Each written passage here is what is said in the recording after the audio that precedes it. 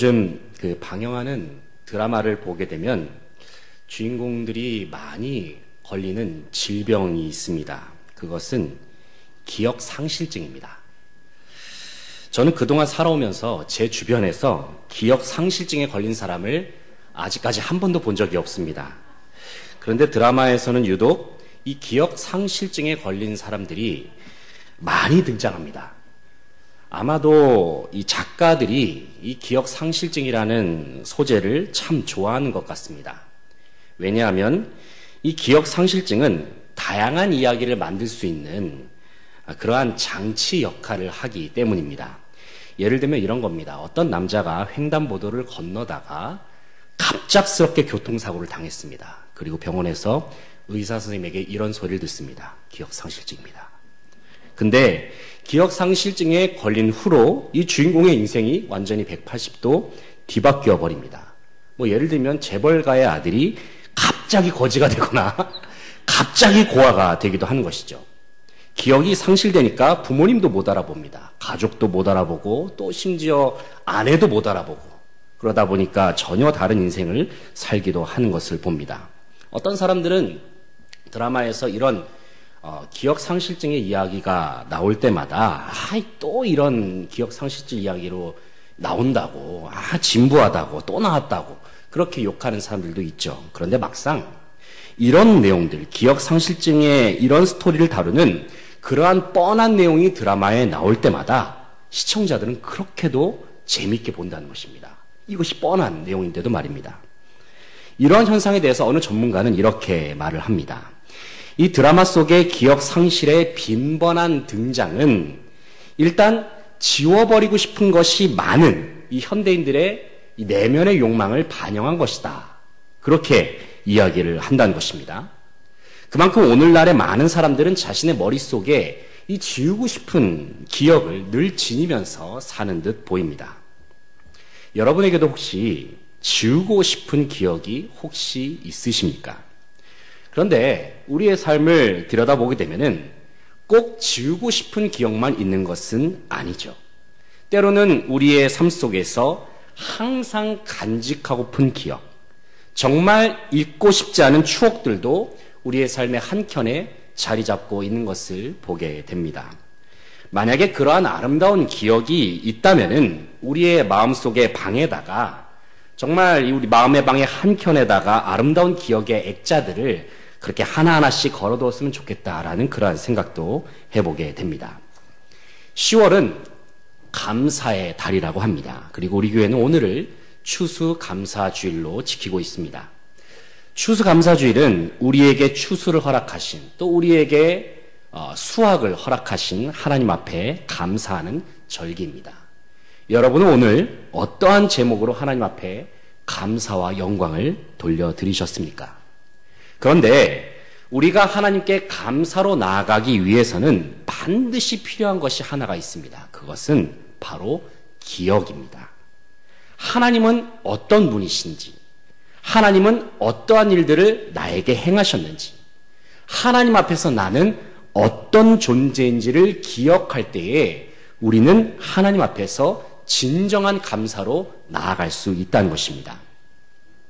오늘 본 말씀은 이스라엘의 절기 중에서 초막절에 대한 말씀입니다. 물론 신약시대 이후에는 지켜지지 않는 절기이긴 하지만 이 속에 담겨있는 의미만큼은 우리에게 아주 중요합니다.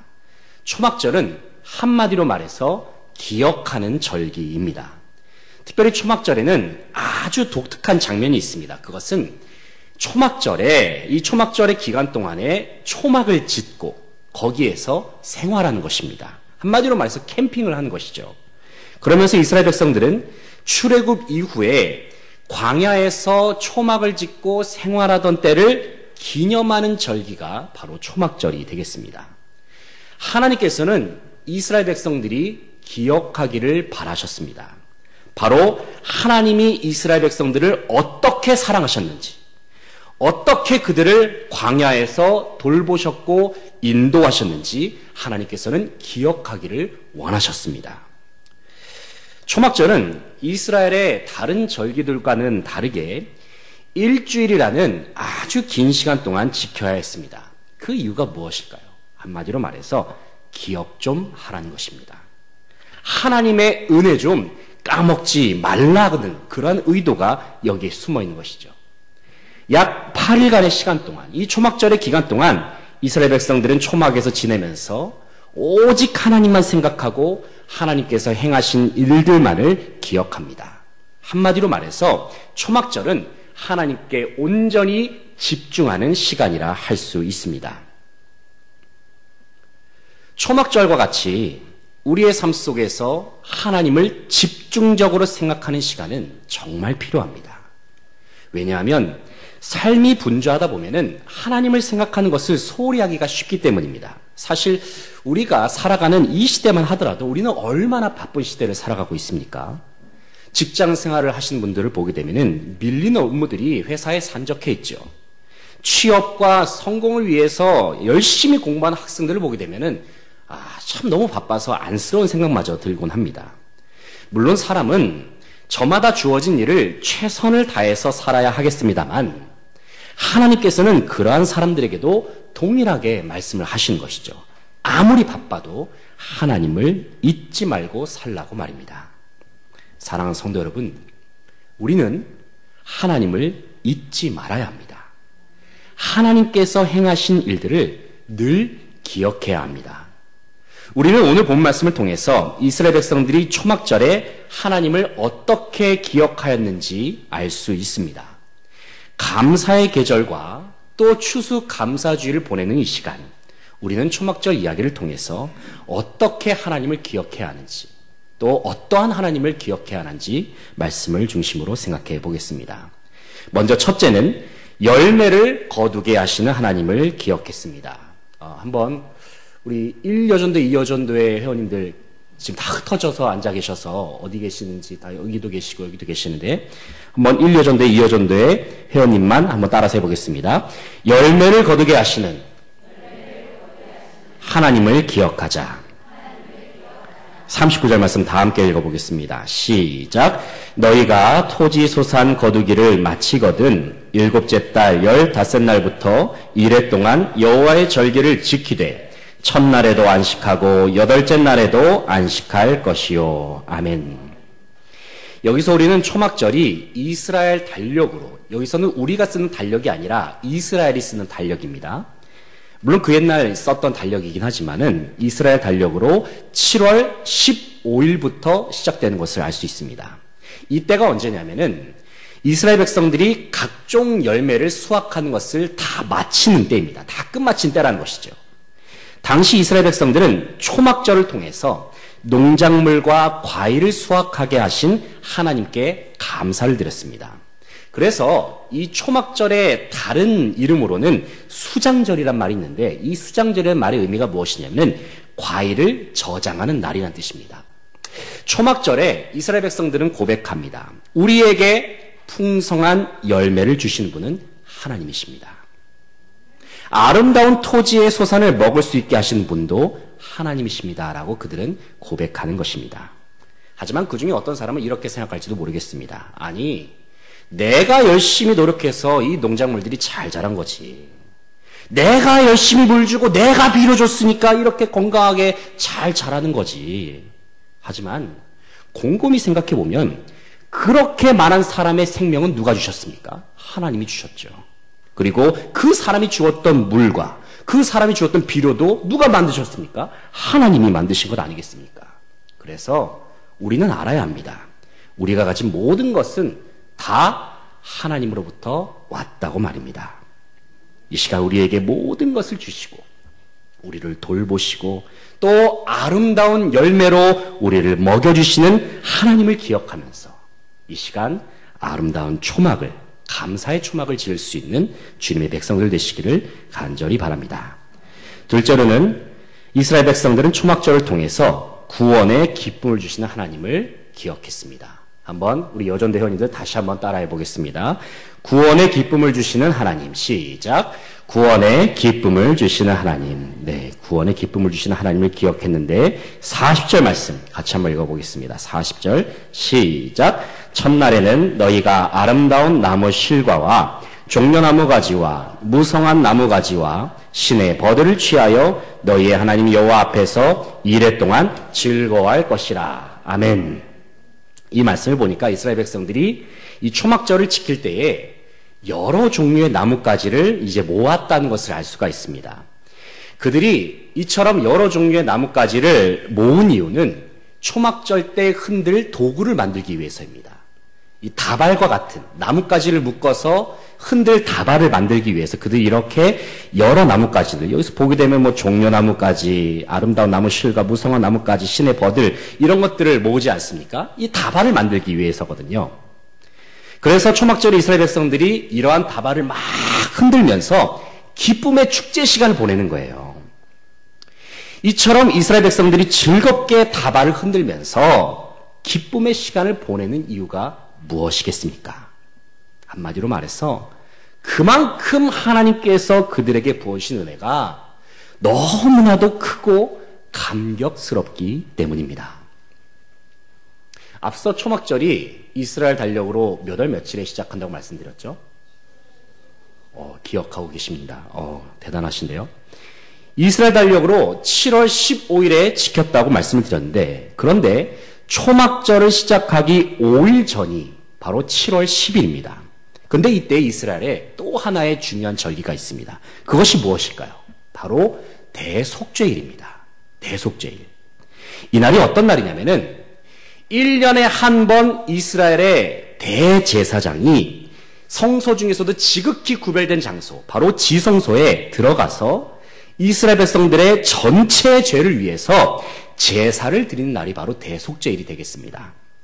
이것을 쉽게 말하면은 이스라엘 백성들 전체 죄를 위해서 영적인 대청소를 하는 날이라고 이해하시면 되겠습니다. 그런데 이 대속죄일을 이스라엘 온 백성이 지킬 때는 한 가지 원칙이 있습니다. 그것은 무엇이냐면은 오늘 본 말씀이 레위기서 23장에서 좀 더 위로 올라가 보게 되면 27절 말씀인데 여기에 속죄일, 대속죄일에 대한 이야기거든요.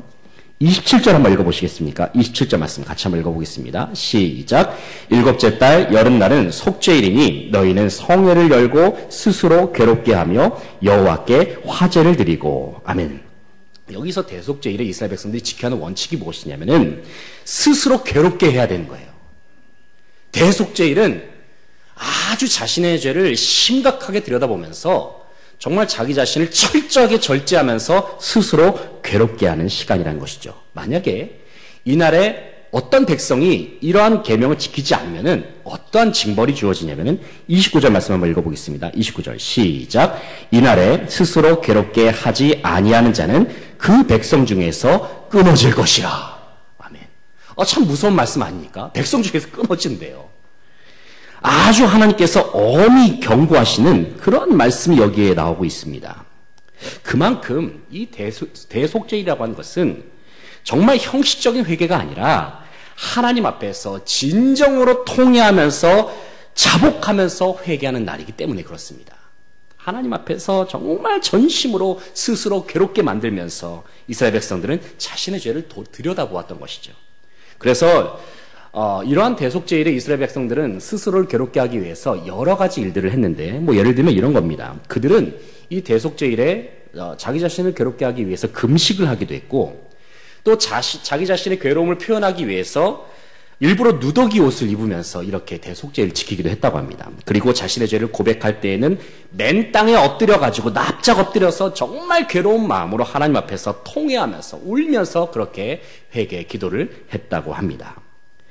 이 대속죄이라고 한 날은 정말 자신의 깊은 곳에 있는, 정말 쉽게 들여다보면 자신의 이 내면의 깊은 곳에 있는 죄까지도 다 끄집어내가지고 그렇게 회개하는 처절한 몸부림의 시간이기도 했습니다. 마치 우리가 대청소를 해보시면 아시겠지만은 우리가 매일매일 대청소를 하지는 않잖아요. 대청소를 하게 되면 장롱 끄집어내가지고 거기서 창틀 먼지 닦고 장롱 끄집어내서 거기에 있는 먼지 싹 닦아내고 그러다 보면 옛날 동전도 나오고 집안 구석구석 다 청소하듯이 이날만큼은 정말 대대적인 회개를 하는 날이라고 할 수가 있겠습니다. 그리고 이러한 대속죄를 치르고 나서 5일이 지났을 때 이제 초막절이 다가오는 것이죠. 그런데 이 초막절의 분위기는 어떻습니까? 대속절과 비교했을 때는 완전히 정반대의 분위기인 거예요. 완전히 정반대의 분위기 속에서 이스라엘 백성들은 이 여러 나무가지를 모아가지고 다발을 만들면서 하나님 앞에서 기뻐하면서 즐거워하면서 이러한 초막절의 절기를 지켰다는 것이죠. 사랑하는 성도 여러분, 바로 여기에 중요한 영적인 원리가 있습니다. 그것은 하늘의 기쁨은 진정한 회개 뒤에 찾아온다는 것입니다. 한번 저를 따라서 해보겠습니다. 하늘의 기쁨은 진정한 회개 뒤에 찾아온다. 아멘. 여러분, 회개는 무엇입니까? 회개는 한마디로 말해서 하나님과의 관계 회복입니다. 이전에는 죄로 인해서 하나님과 멀어져 버렸습니다. 그러나 진정한 회개는 하나님과 멀어졌던 관계를 좁혀줍니다. 그리고 하나님과 하나가 되도록 만들어줍니다. 초막절에 다발을 흔들면서 이스라엘 백성들은 하나님 한 분만으로 인해서 기뻐하면서 즐거워했습니다. 우리를 먹여주신 하나님, 우리의 죄를 용서해 주신 하나님, 우리와 함께 하시는 하나님을 온 마음으로 기뻐했다는 것입니다. 사랑하는 성도 여러분, 하나님을 향한 기쁨과 감격은 하나님의 은혜를 경험할수록 커지게 되어 있습니다. 그런데 이러한 하나님의 은혜는 내가 하나님 앞에서 어떠한 존재였는가, 내가 하나님 앞에서 죄인임을 깨달으면 깨달을수록 더욱 크게 임하게 된다는 것입니다. 사도 바울은 이렇게 고백했죠. 나는 죄인 중에 괴수라. 그러나 바울은 동시에 고백합니다. 나의 나된 것은 다 하나님의 은혜라고 말입니다. 사도 바울이 하나님 앞에서 이 자신이 용서받을 수 없는 죄인이라는 것을 그는 늘 알고 있었어요. 그런데 그러한 자신을 하나님이 용서해 주시고 하나님이 자녀 삼아 주시니까 이게 바로 은혜라는 거예요. 사랑하는 성도 여러분, 우리는 참으로 부족하고 연약합니다. 우리는 죽을 수밖에 없는 죄인이었습니다. 그러나 하나님은 무한하신 사랑과 은혜로 우리를 품어주셨습니다. 우리를 살려주셨습니다. 그리고 우리를 왕이신 하나님의 자녀로 삼아 주셨다는 것입니다. 우리를 절대적으로 지지해 주시는 하나님의 사랑을 체험하면 우리는 결코 이전과 같을 수가 없다는 것입니다. 그때부터 우리는 완전히 새로운 피조물로 거듭나게 된다는 것입니다. 세상이 줄 수 없는 진정한 기쁨과 즐거움을 소유하게 되는 것입니다. 이 시간 우리에게 구원의 기쁨을 주신 하나님을 기억하면서 우리의 삶 속에 감사의 초막을 지을 수 있는 주님의 백성들 되시기를 간절히 소망합니다. 초막절을 보내면서 이스라엘 백성들은 먼저는 열매를 거두게 하신 하나님을 기억하면서 감사했습니다. 또 두 번째로는 구원의 기쁨을 주신 하나님께 감사하였습니다. 그리고 마지막으로는 이스라엘 백성들은 초막절을 통해서 그들을 항상 지켜주셨던 하나님을 기억했다는 것입니다. 한번 여전대원님들 다시 한번 따라서 해보겠습니다. 항상 지켜주시는 하나님. 시작. 항상 지켜주시는 하나님. 42절, 43절 말씀 같이 한번 읽어보겠습니다. 42절, 43절입니다. 시작. 너희는 이래 동안 초막에 거주하되 이스라엘에서 난 자는 다 초막에 거주할지니 이는 내가 이스라엘 자손을 애굽 땅에서 인도하여 내던 때에 초막에 거주하게 한 줄을 너희 대대로 알게 함이니라. 나는 너희의 하나님 여호와이니라. 아멘. 하나님께서는 초막절을 통해서 이스라엘 백성들이 기억하기를 원하셨습니다. 그것은 이스라엘을 애굽에서 구원해내신 분이 바로 하나님이라는 사실입니다. 애굽에서 나온 이스라엘 백성들은 약속의 땅 가나안에 이르기까지 무려 40년 동안 광야에서 살아야만 했습니다. 가나안으로 향하는 여정 동안 그들은 수도 없이 초막을 짓다가 철거하기를 반복했습니다. 왜냐하면 그들은 가나안 땅에 도착할 때까지 끊임없이 이동하는 나그네 생활을 해야 했기 때문입니다. 그런데 이스라엘 백성들이 생활했던 광야라는 곳은 참으로 척박한 땅이었습니다. 그곳은 먹을 것도 부족했습니다. 마실 물도 없었어요. 낮에는 너무나도 덥고 밤에는 정말로 추운 곳이 바로 광야였습니다. 그런데 놀라운 것은 이러한 광야에서 이스라엘 백성들이 무려 40년간을 지냈다는 것입니다. 이것이 어떻게 가능한 것입니까? 하나님께서 그들을 지키시고 돌보셨기 때문입니다. 낮에는 구름 기둥으로, 밤에는 불 기둥으로, 배고플 때에는 만나와 메추라기로, 목마를 때에는 반석에서 나오는 물로 하나님께서는 언제나 그들을 돌보시면서 크신 능력으로 지켜주셨습니다. 사랑하는 성도 여러분, 광야 생활에서 이스라엘 백성들을 인도하신 하나님께서 저와 여러분의 삶도 지켜주심을 믿으시기 바랍니다. 여기까지 우리를 도우신 하나님께서 장래에도 변함없이 우리를 도우실 것을 믿을 수 있기를 바랍니다. 우리를 항상 지켜주시는 하나님을 기억하면서 감사의 초막을 지을 수 있는 모든 주님의 백성들 되시기를 간절히 소망합니다.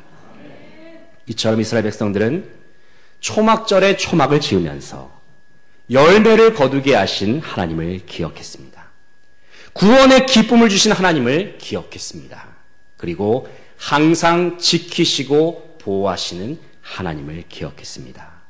이제 말씀을 정리하겠습니다. 사랑하는 성도 여러분, 그리고 오늘 헌신을 다짐하는 여전도의 회원 여러분, 오늘은 우리가 감사주의를 보내면서 우리는 헌신을 다짐하고 있습니다. 그런데 주님 앞에 헌신을 하기에 앞서서 우리의 모든 삶 속에 함께 하시는 하나님의 은혜를 먼저 기억할 수 있기를 바랍니다. 조금 더 깊이 생각하고 조금 더 깊이 묵상해 보게 되면 우리는 하나님께서 베풀으신 은혜가 얼마나 크고 놀라운지, 우리의 가정에, 우리의 교회에, 그리고 우리 여전도에 하나님께서 부으신 은혜가 얼마나 크고 놀라운지 우리는 알 수가 있습니다. 만약에 우리의 사역이, 우리의 봉사가 하나님의 은혜에 대한 이 기억이 상실된 채 진행이 된다고 한다면 우리는 금방 지칠 수밖에 없습니다. 그 어떤 봉사와 사역도 하나님의 은혜보다 앞설 수는 없는 것입니다. 분명 주님의 몸된 교회를 위해서 귀한 헌신으로 나아갈 때에 하나님은 큰 영광을 받으실 것입니다. 그러나 우리가 봉사하기에 앞서서 먼저 하나님의 크신 사랑과 은혜를 기억하는 아름다운 초막 하나를 짓는 것을 주님께서는 더욱 기뻐하신다는 사실입니다. 우리의 삶의 한가운데, 우리의 사역의 한복판에, 그리고 우리 여전도회와 교회의 한복판에, 그리고 우리 호산나 찬양대 가운데, 우리의 교회 안에 있는 모든 공동체 가운데, 우리 아삽 찬양단 가운데 하나님께서 기뻐하시는 아름다운 초막을 지을 수 있는 모든 성도님들 되시기를 간절히 소망합니다. 그래서 모일 때마다 하나님을 기억하고, 모일 때마다 하나님을 찬양하고, 모일 때마다 하나님을 사랑하면서 귀한 사명을 충성스럽게 감당하며 나아갈 수 있는 모든 하나님의 백성들 되실 수 있기를 간절히 소망합니다.